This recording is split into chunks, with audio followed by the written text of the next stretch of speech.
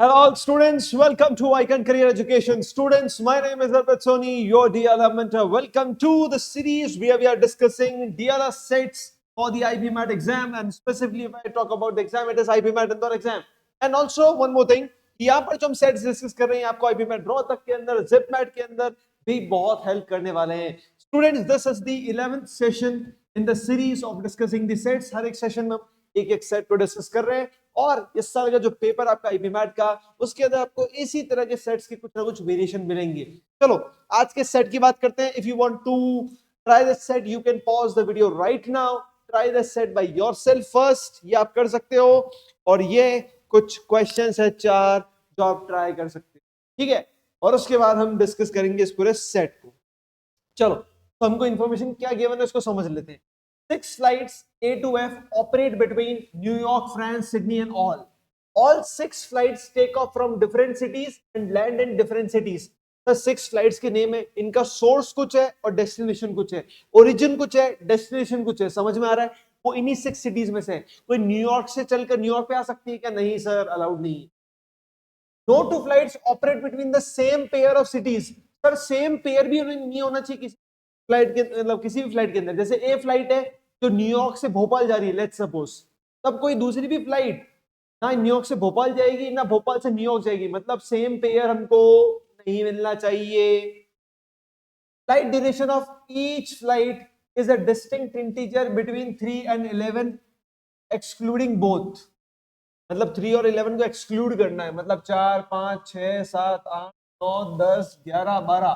कितने नंबर्स हो गए सर? मेरे अकॉर्डिंग ये नंबर हो गए 9.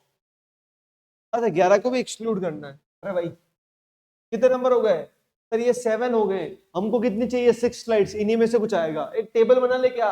पहले फ्लाइट का नेम, फिर सोर्स, फिर डेस्टिनेशन और फिर ड्यूरेशन. हाँ सर, कुछ इस तरह का दिखेगा. फ्लाइट का नेम, सोर्स और डेस्टिनेशन लिख लेंगे, टाइम भी लिख लेंगे, 4, 5, 6, 7, 8, 9, 10 में से कुछ भी. ठीक है. फ्लाइट का ए का डेस्टिनेशन मैचेस फ्लाइट डीज ओरिजिन. ए का डेस्टिनेशन अगर एक्स है तो डी का ओरिजिन भी क्या है? एक्स है. But neither originates not travels to France. मतलब सर यहां पर फ्रांस नहीं आएगा और सर ना यहाँ पर फ्रांस आएगा. सिंपल सी बात है. ना ओरिजिन में ना डेस्टिनेशन में. पूरी रो में आपको फ्रांस नहीं दिखना चाहिए. Good. Flight E's travel duration exceed flight C's by 2 hours. Flight E का सी से 2 घंटे ज्यादा है. मतलब अगर यहाँ पर ए है तो यहाँ पर A+2 है and is more than 6 hours. तो फ्लाइट ई का is more than 6 hours. Is greater than 6. This value is greater than 6. One flight departs from New York bound for Bhopal with a travel duration of 6 hours. तो sir एक ऐसी flight है जो New York से चालू होगी, भोपाल जाएगी और सर साथ ही में ड्यूरेशन 6 hours है. ओके सर, डायरेक्टली ये पूरा डेटा कहीं ना कहीं फिट हो जाएगा. F the flight to Sydney. F वाली फ्लाइट कहाँ जा रही है? सिडनी जा रही है. कितनी बात है sir? Has the travel duration under 10 hours. Value जो आएगी लेस देन 10 आएगी. Okay. Whereas the flight originating in Sydney last 5 hours. एक ऐसी फ्लाइट है जो सिडनी में ओरिजिनेट होगी, जाएगी कहां पता नहीं, लेकिन इसका 5 घंटे टाइम है. सिडनी से चालू होगी, जाएगी कहीं ना कहीं, बट उसका ट्रैवल टाइम कितना है? 5 घंटे. Let's change the colour of the pen so that we can differentiate the data. Flight B starting from Singapore. Okay, Singapore. ठीक है. Has a travel duration equating to the average of flights originating from Beijing and Bhopal.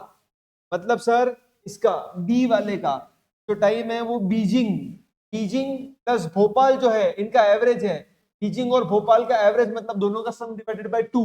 और यहाँ पर बात हो रही है from की, ओरिजिनेशन की बात, ओरिजिन की बात हो रही है, ना कि डेस्टिनेशन की. मतलब दो ऐसी फ्लाइट्स है जिनका ओरिजिन बीजिंग और भोपाल है, उनका एवरेज निकालोगे तो बी की वैल्यू आएगी. इज इट क्लियर और नॉट? हाँ सर क्लियर है, कोई बड़ी बात नहीं है. The flight to France departs from Sydney. जो भी फ्लाइट सिडनी से निकलेगी वो कहां जाएगी? फ्रांस. सिडनी से निकलने वाली फ्रांस जाएगी. हाँ सर पता लग गया. Flight D does not originate in Bhopal. ये ओरिजिनेट नहीं होगी भोपाल में. एक्स की वैल्यू भोपाल की इक्वल नहीं है. इस इंफॉर्मेशन को यूज करते हुए सर मुझे इस पूरी टेबल को फिल करना है, हर एक कॉलम, हर एक रो को। ठीक है, चालू करें सर। चालू करने के लिए मुझे लगता है कि सिडनी और फ्रांस एक अच्छा पॉइंट हो सकता है। सिडनी फ्रांस यहां पर नहीं आएगा क्योंकि फ्रांस नहीं आएगा। सिडनी फ्रांस यहां पर नहीं आएगा, यहां पर तो आ सकता है। सिडनी फ्रांस यहां पर नहीं आएगा। सिडनी फ्रांस यहां पर आ सकता है क्या? नहीं सर, क्योंकि यहां पर वैल्यू कैसे बड़ी आनी चाहिए। सिडनी फ्रांस यहां पर नहीं आ सकता, मतलब एक ही जगह, this is Sydney, this is France, must be 5। एक ही वैल्यू 5 है, वैल्यू 7 हो जाएगी। Done sir. वैल्यूज क्या क्या है? 4, 5, 6, 7, 8, 9, 10। 5 हो चुका है, 7 हो चुका है। न्यूयॉर्क और भोपाल की बात करते हैं। तो न्यूयॉर्क भोपाल नहीं आ सकता क्योंकि Bhopal is not the value of x. New York यहाँ पे नहीं आएगा, यहाँ पे नहीं आएगा। तो न्यूयॉर्क भोपाल यहाँ पर आ सकता है क्या? सर न्यूयॉर्क भोपाल में 6 घंटे, यहाँ पर 7 लिखा हुआ है। न्यूयॉर्क भोपाल यहाँ पर आ सकता है क्या? नहीं सर, यहाँ पे तो सिडनी लिखा हुआ है। एक्स की वैल्यू कितनी हो गई? न्यूयॉर्क, यहाँ पर कितना हो गया? भोपाल, यहाँ पर क्या हो गया? उल्टा हो जाएगा। न्यूयॉर्क नहीं, उल्टा तो नहीं होगा, मतलब यहाँ पर न्यूयॉर्क आ जाएगा। एक्स की वैल्यू कितनी है? न्यूयॉर्क है।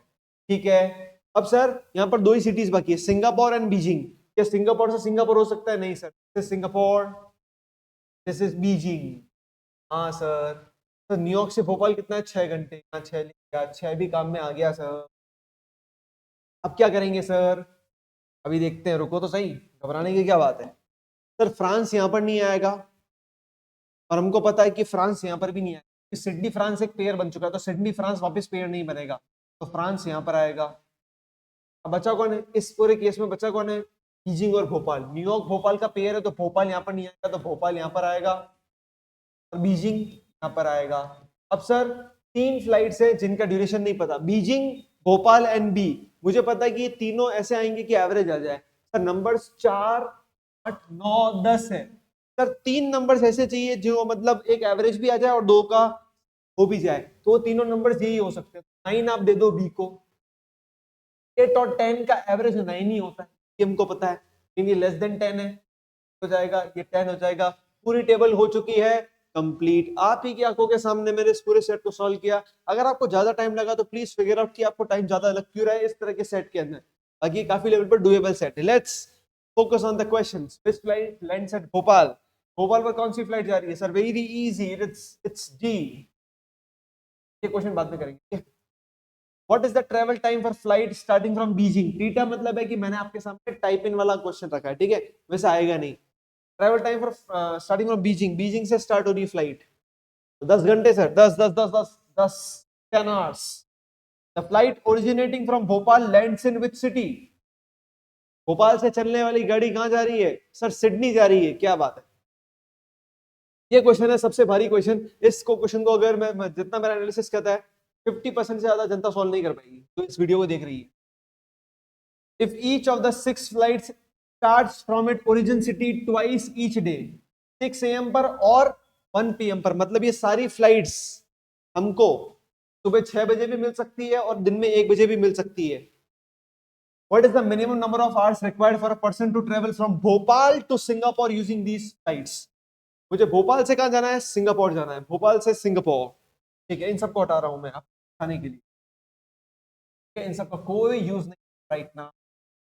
मुझे भोपाल से जाना है सिंगापुर, तो भोपाल से मुझे कहां जाना पड़ेगा? मुझे भोपाल से जाना पड़ेगा सिडनी, फिर मुझे सिडनी से जाना पड़ेगा फ्रांस, और मुझे फ्रांस से जाना पड़ेगा सिंगापुर। हाँ, इस तरह से मैं पहुंचूंगा। अब सर यहाँ पर 6 बजे की फ्लाइट उठाऊं या 1 बजे की? अगर मैं यहां से 6 बजे की फ्लाइट उठाता हूं, 6 AM की, तो सर भोपाल से सिडनी 8 घंटे लगेंगे, इसमें 8 घंटे जोड़ो, आप 2 बजे पहुंचोगे, 2 PM पर पहुंचोगे। अब 2 PM पर आप सिडनी आ चुके हो। अब सिडनी पर फ्लाइट वापस 6 बजे और 1 बजे ही है। 1 बजे फ्लाइट थी सर, लेकिन आप 2 बजे पहुंचे हो। आप 2 बजे पहुंचे हो तो आपको फ्लाइट कब लेनी पड़ेगी? अगले दिन की लेनी पड़ेगी, 6 बजे की। इससे बेटर है कि अपन वहां से लेट ही निकले। अपन वहां से 6 बजे नहीं, वहां से अपन 1 बजे निकलते हैं। अपन अगर यहाँ से, just a second guys, just a second, ठीक है, किसी ने नॉक किया था, डन। अपन अगर यहाँ से 1 बजे निकलते हैं 1 PM पर, तो कितना? 8 घंटे, तो अपन पहुंचेंगे 9 PM। हाँ सर, अब अपन को 6 बजे की फ्लाइट लेनी पड़ेगी अगले दिन। अपन ने 6 बजे क्यों नहीं लिया? क्योंकि वेटिंग टाइम अपना बहुत ज्यादा हो रहा था। तो देखो 8 घंटे तो इस फ्लाइट को लगे पहुंचने में। अब 9 से सुबह 6 बजे तक कितने होते हैं? मेरे हिसाब से 9 घंटे होते हैं। 9 घंटे इसके लगे waiting period, this is waiting period. ठीक है, 6 बजे फ्लाइट ली सिडनी से फ्रांस की, सिडनी से फ्रांस की 5 घंटे लगेंगे। 5 घंटे मतलब 11, 11 PM पर 11 AM पर मैं पहुंच चुका हूं यहाँ पे फ्रांस। 5 घंटे इस फ्लाइट के। अब यहाँ पर मैं 1 बजे फ्लाइट ले लूंगा, 1 बजे 1 PM फ्रांस पर 1 PM पर फ्लाइट लूंगा तो 2 घंटे का वेटिंग पीरियड हो गया। वेटिंग पीरियड 2 घंटे का। फ्रांस से सिडनी सिंगापुर, फ्रांस से सिंगापुर 7 घंटे, इसमें 7 घंटे और ऐड कर दो। This is 9, this is 9, this is 9, 27 plus 4 31, 31 hours हमको लगेंगे। तो मिनिमम टाइम कितना हो गया? 31 आवर्स हो गया। अगर मैंने कोई कैलकुलेशन मिस्टेक नहीं करी है तो this is going to be the correct answer. I hope आपको ये पूरा सेट अच्छे से समझ आया होगा। इज इट क्लियर और नॉट? ठीक है, मिलते हैं अपन नेक्स्ट वीडियो में जहां अपन और भी अच्छे सेट्स डिस्कस करेंगे। तो मेक श्योर आप इस चैनल को सब्सक्राइब कर लीजिए, और कोई भी प्रॉब्लम है तो please put your thoughts in the comment section so that I can handle. ठीक है, बाय बाय।